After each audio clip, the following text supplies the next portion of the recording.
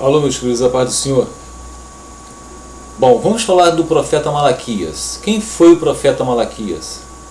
O profeta Malaquias foi contemporâneo de Esdras e Neemias, no período após o exílio do povo judeu na Babilônia, em que os muros de Jerusalém tinham sido já reconstruídos em 445 a.C., sendo necessário conduzir os israelitas da apatia religiosa aos princípios da lei mosaica. Tá? Então a gente sabe que antes, quando o povo de Israel, estava no exílio da Babilônia, se misturaram a outros povos, adquiriram culturas diferentes, alimentos diferentes, tá? E precisava isso tudo ser restabelecido. Primeiro Deus levanta Esdras para poder fazer com que aquele povo que foi para a Babilônia, para outros países, quando eles se casaram com mulheres estrangeiras, Deus levanta Esdras justamente para ir até o povo escolhido de Deus, tá? Para que eles se divorciassem, repudiassem aquela mulher estrangeira, porque isso fazia com que o povo cultuasse outros deuses, adquirisse costumes totalmente diferentes ao povo de Deus. Tá? Então Deus levantou Esdras para falar para o povo se arrepender e divorciar dessas mulheres, tá? Que não era da vontade de Deus. Depois ele levanta Neemias para reconstruir o muro devido às batalhas. Isso tudo foi aos pouquinhos sendo reconstruído. E precisava levantar o profeta, o Malaquias, justamente como diz aqui, para poder, no período após o exílio do povo judeu da Babilônia, em que os muros de Jerusalém tinham sido já reconstruídos em 445 a.C., sendo necessário conduzir os israelitas da apatia religiosa aos princípios da lei mosaica, voltar para a lei de Moisés. Então vamos lá. E aqui, no capítulo 2 do livro de Malaquias, diz o seguinte: ouçam sacerdotes, para os sacerdotes, instruções como eles deviam proceder diante do povo de Deus. Este mandamento é para vocês, tá vendo? É para os sacerdotes, tá? Aí diz o seguinte: escutem-me e decidam honrar meu nome, o nome de Deus, diz o Senhor dos Exércitos, pois do contrário enviarei maldição sobre vocês, tá? Amaldiçoarei até mesmo as bênçãos que receberem. Na verdade, já as amaldiçoei, pois vocês não levaram a sério a minha advertência. Quer dizer, aqueles sacerdotes estavam fazendo as coisas erradas. Eles não estavam instruindo o povo de Deus nos preceitos da lei mosaica. Estavam totalmente adorando outros deuses, estavam ainda com as mulheres estrangeiras. Tá? Eles não estavam sendo sentinelas. Tá? Então tá. Castigarei seus descendentes, esfregarei em seu rosto o esterco dos sacrifícios que vocês ofereceram em suas festas sagradas e os lançarei no monte de esterco. Quer dizer, aquelas ofertas de nada adiantar. Nada. Não adianta você procurar Deus só exteriormente. Tem que ser interiormente. Tem que ser de corpo e alma, não por apenas aparência. Assim vocês saberão que enviei este mandamento para que minha aliança com os levitas continue, diz o Senhor dos Exércitos. Tá? O propósito de minha aliança com os levitas era dar vida e paz, e foi o que lhes dei. Para isso, era necessário que me temessem, obedecessem. E eles demonstraram grande temor por mim e reverência pelo meu nome. Transmitiram ao povo a verdade das leis que receberam de mim. Não mentiram nem enganaram. Andaram comigo vivendo de modo pacífico e justo. E desviaram muitos do pecado. As palavras do sacerdote devem guardar o conhecimento de Deus. E o povo deve buscar o sacerdote para receber instrução. Tá? Pois ele é mensageiro do Senhor dos Exércitos. Tá? Então vocês podem ver que Deus fala que o povo tem que buscar a instrução do sacerdote. Por isso que é necessário o sacerdote ser sentinela, pregar a verdade. Né? Mas vocês, sacerdotes, se desviaram dos caminhos de Deus. Suas instruções fizeram muitos cair em pecado. Vocês quebraram a aliança que fiz com os levitas, diz o Senhor dos Exércitos. Né? Deus fez uma aliança com os levitas, que eles não herdaram a terra. Tá?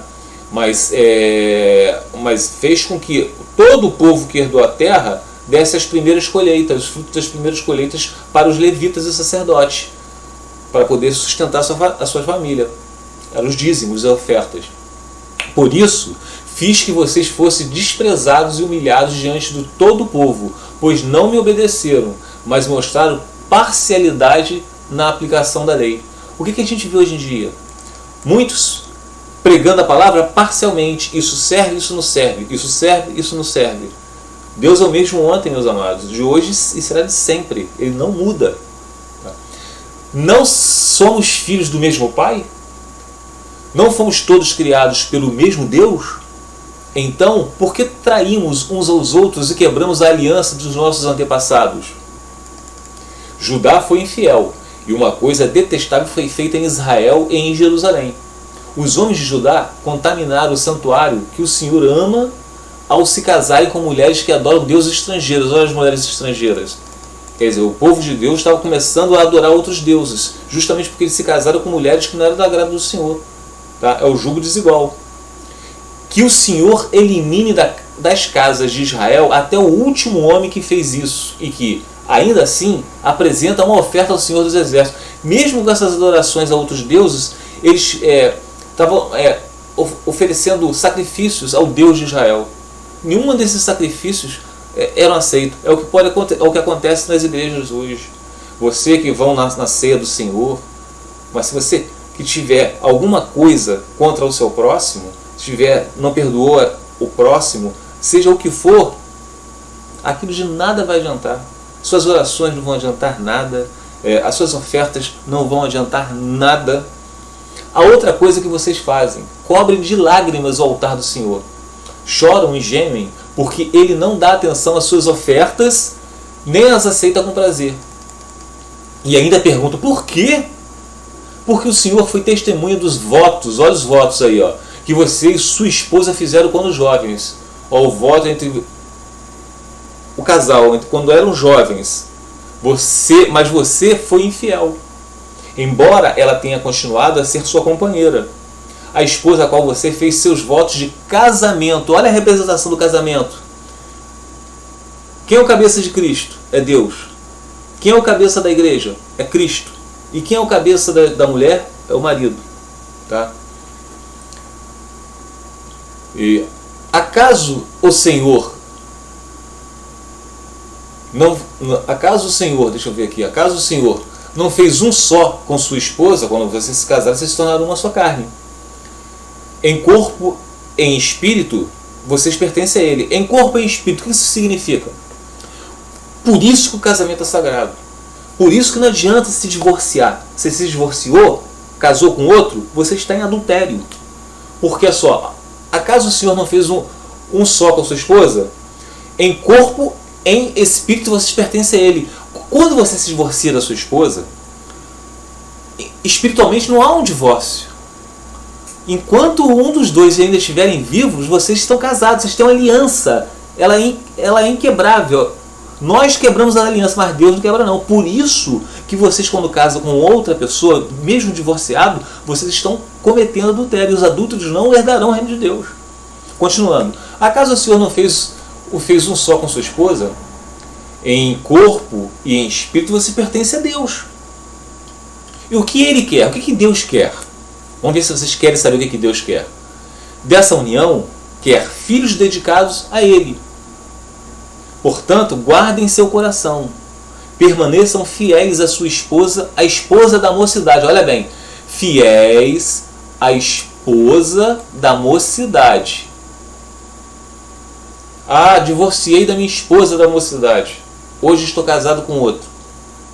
Cadê a fidelidade aí? Ah, mas ela me traiu. A minha esposa me traiu, eu casei com outra. E o perdão? Vocês estão vendo que não tem como fugir? Tá? Então vou continuar aqui. Pois eu odeio o divórcio. Deus está falando que odeia o divórcio.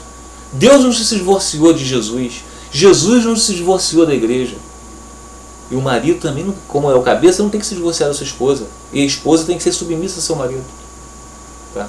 Pois eu odeio o divórcio. Diz quem? O pastor da tua igreja, o teólogo que você escutou, aquela igreja que você foi? Não. Diz o Senhor, o Deus de Israel. Divorciar-se de sua esposa é cobri-la de crueldade. Diz o Senhor dos Exércitos. Portanto, guardem seu coração, não sejam infiéis. Vocês não vão ser infiéis, além de vocês não serem infiéis, se vocês estão sendo infiéis ao voto, se divorciando, vocês estão sendo infiéis a Deus. Só que essa aliança é espiritual. Vocês estão sendo fiéis aqui no corpo, mas ela é espiritual, ela não se rompe. Por isso, se você se casar com outro, vocês estão cometendo adultério. Vocês cansaram o Senhor com suas palavras. De que maneira o cansamos? Estão perguntando. Vocês perguntam. Vocês o cansaram dizendo que todos que praticam o mal são bons aos olhos do Senhor e que Ele se agrada deles. E também ao perguntar, onde está o Deus da justiça? Tipo, Deus é amor, Ele perdoa tudo. Perdoa desde que vocês se arrependam. Tá? E aqui vocês podem ver aqui em Ezequiel 44, capítulo 44, 22, diz assim, ó, o sacerdote não se casará nem com viúva, nem com mulher divorciada. Olha, um dos mandamentos para o sacerdote, mas somente com uma virgem da linhagem da casa de Israel, ou com a viúva de um sacerdote. Para vocês verem como o divórcio não é aceito por Deus. O sacerdote não pode casar nem com uma mulher divorciada. Tá vendo? Vocês podem ver aqui, ó, se eu não me engano, é Lucas 16, 18, diz o seguinte, olha, Lucas 16, 18. Aqui, ó. Quem repudiar a sua mulher,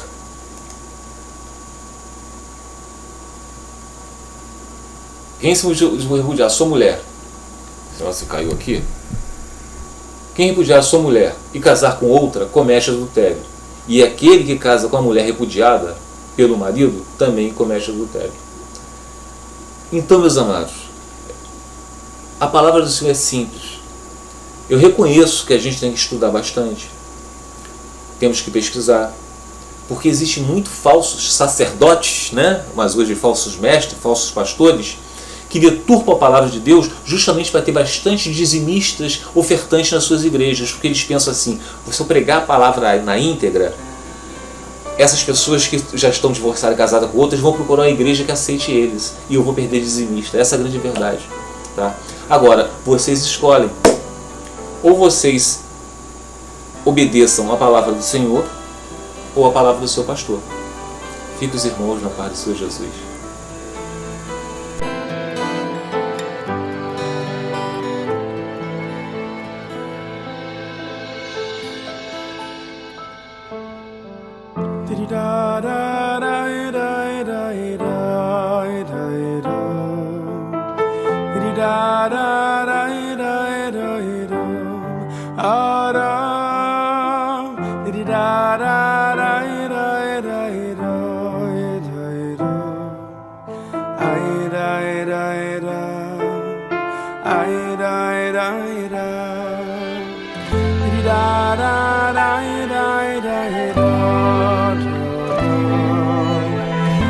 Da da